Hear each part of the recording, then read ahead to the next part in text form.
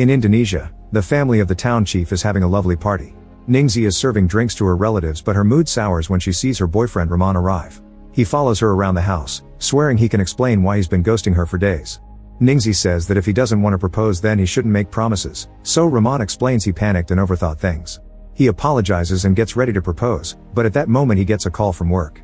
Rahman tells Ningsi that he needs to go but promises to make things right after his shift. After Rahman leaves, a car suddenly drives through the party and crashes into other vehicles. After checking on the injured guests, the chief rushes to the car and opens the door to yell at the driver, thinking he's drunk. However, the driver roars and jumps on the chief to bite his neck. The crowd panics at the sight of what appears to be a zombie. This all started 5 hours ago. At the Waniwara's factory, an employee gets the samples of their new medicine ready. This medicine hasn't been approved by the government yet, but they've worked on it for 3 months, so they're desperate to produce it.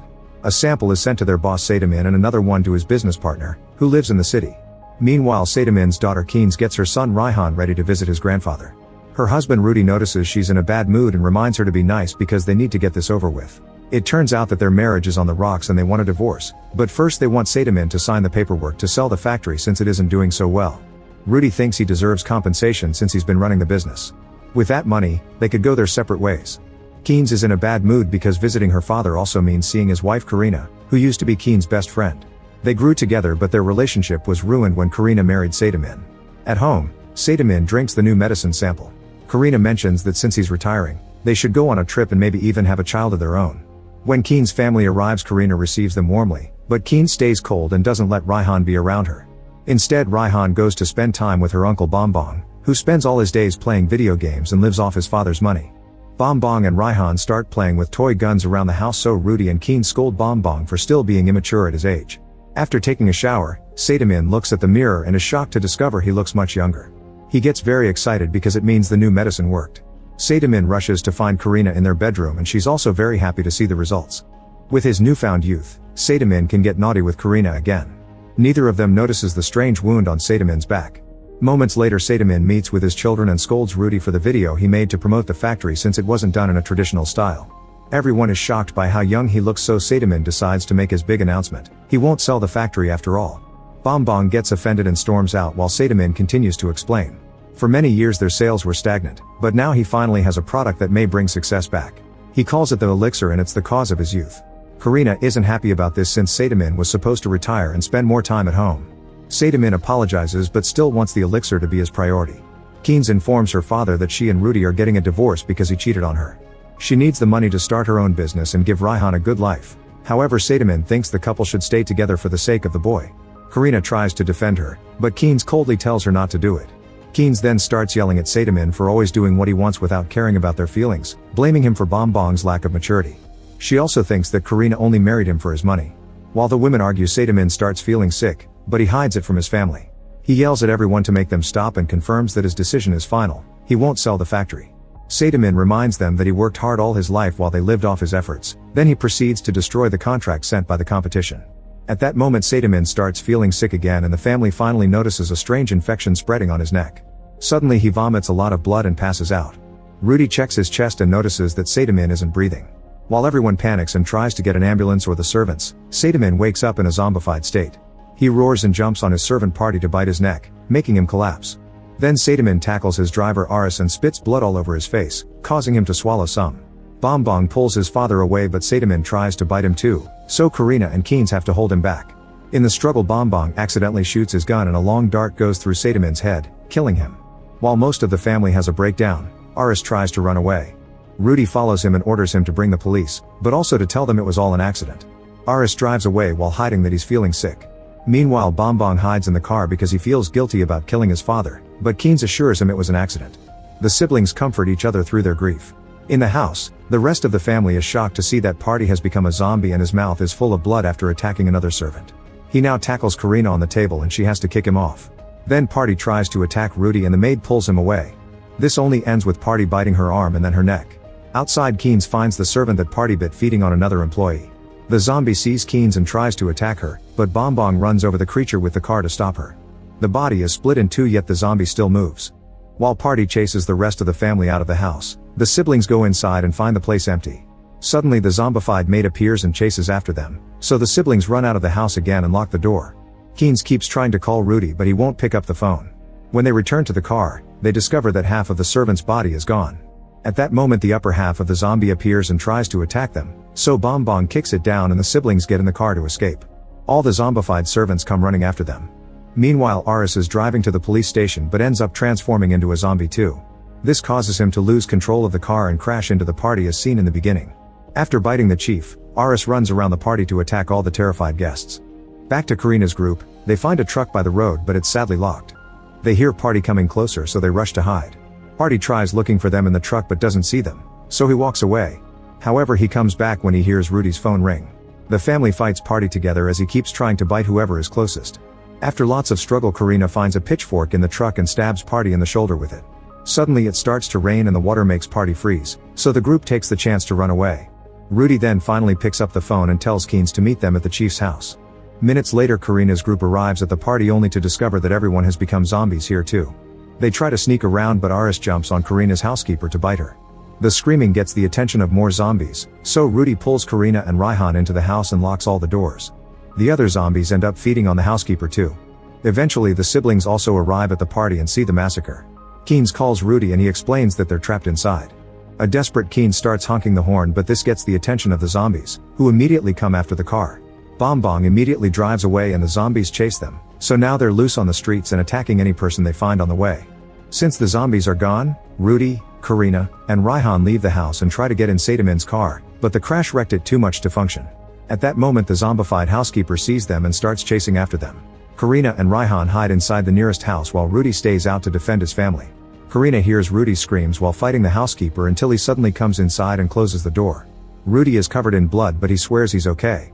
While Karina looks for a rag to clean him, Rudy realizes that his hand has a bite mark. He hugs Raihan and tells him he loves him before asking him to take care of his mother.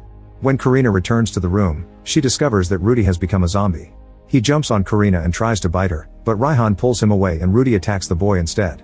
Karina breaks a bottle on Rudy's head and runs with Raihan to hide in the other room, closing the door on the zombie's face. Rudy keeps pounding on it until he breaks in, so Karina moves out of the way and lets him charge ahead, causing Rudy to get impaled on the water pump handle. Then Karina and Raihan leave the room and lock the door. Suddenly they're startled by someone coming in, but it's just Ningxi. They hear some noises and Ningxi peeks into the other room to learn that Rudy is still alive. Meanwhile on the road the siblings are arguing over what to do. This distraction almost causes them to run into a truck and when they dodge it, they lose control of the car and end up crashing. The truck driver comes to check on the siblings and helps them out of the car before Bong throws up. The zombie horde then catches up to them and jumps on the truck to start killing all the passengers. The driver runs back to help his people, only to be killed too. The siblings run away and soon find the police station. The cops are confused by their story and decide to check out the situation while leaving Rahman to take care of the siblings. When the cops find the truck, the zombies immediately come after them. An officer shoots a gas grenade but it doesn't affect the creatures. The zombies jump on the cops and start eating them except for the captain, who manages to open fire. However, the bullets do nothing and he gets bitten too. Thanks to Karina's phone, Ningxi can now call Rahman, who explains he can't leave the station yet. When Ningxi starts explaining what happened, Rahman is forced to hang up by the captain, who rushes inside and makes the others lock the door. The zombies start pounding on it so the group pushes some furniture to keep the door blocked. Rahman calls the hospital to ask for an ambulance but it's too late, the captain is now transforming into a zombie. Bong takes Rahman's gun and opens fire, but the zombie only collapses for a second before jumping on Rahman, who quickly pushes him off. Next the captain tackles Bong, so Keynes hits him with a bottle to throw him back. Bong then sprays him with a fire extinguisher to no avail. Rahman gets a stool and together the group uses it to push the captain into a cell, which they immediately lock up. Outside the station, dozens of zombies are blocking the exit. Rahman calls another police station to ask for help while Keynes tries calling Rudy. Since he doesn't answer, Keynes has a breakdown and Bong has to comfort her. At that moment Keynes gets a call from Karina, who lets her talk to Raihan to confirm he's fine. However, she also has to inform Keynes that Rudy became a zombie, causing Keynes to break down again. Bong promises that they'll pick them up as soon as they get help from the other police station. As the zombies continue to spread through town, the siblings have to hold the door closed. Rahman gets a call from the other police station informing him they can't leave because they're also surrounded by zombies. The call ends when the other officer gets killed too. The trio climbs to the balcony and watches the zombies going everywhere. Keynes calls Karina to explain they can't escape and they end up reminiscing about the old times. Karina swears he did love Sadamin but also admits she should have taken Keynes' feelings into account. In return, Keynes apologizes for her attitude and admits she misses her best friend.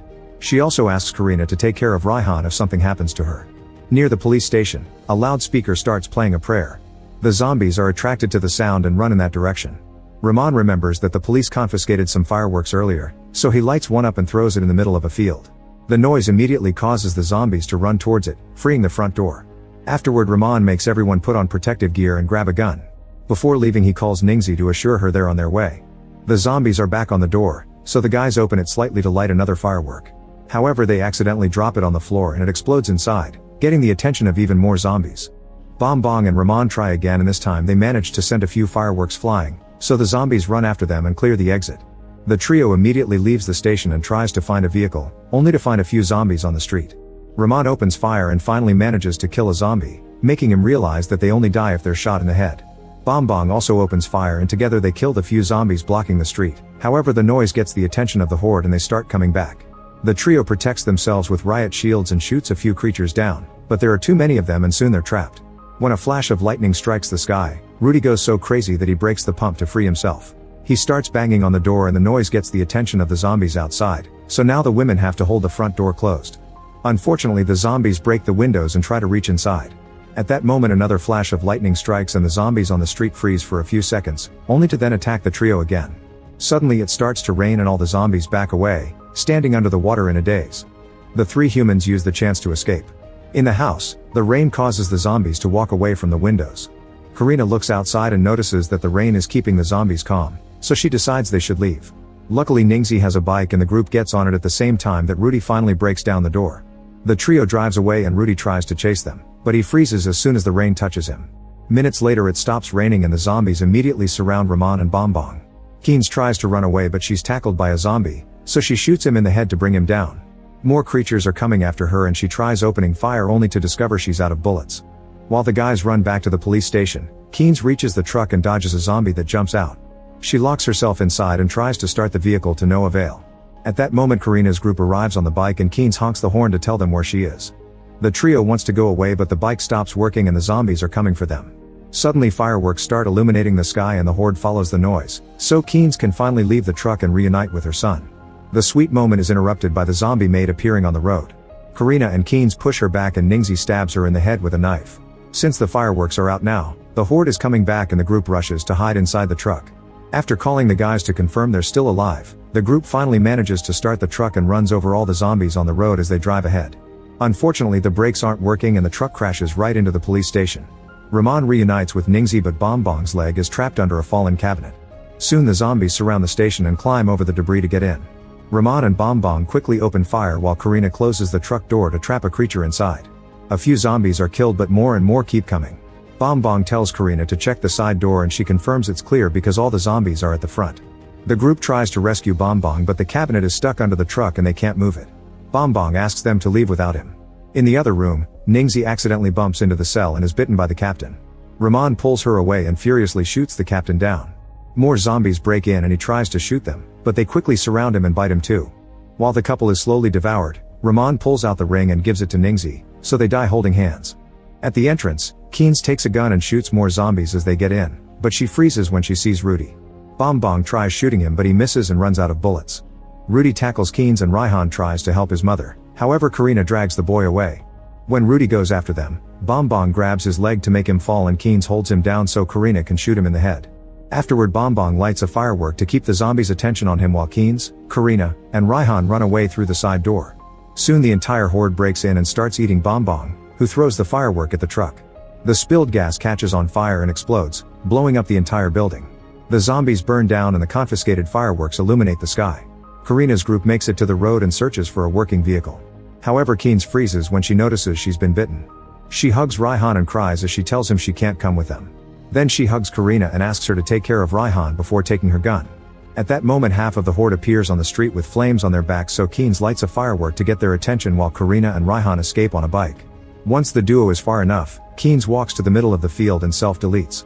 In the morning, Karina and Raihan cross the bridge to go downtown, unaware that Party is following them.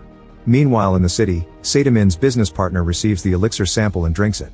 Her husband is very impressed by how young she looks now. Like, comment, share, and subscribe. Thanks for watching. See you on my next video.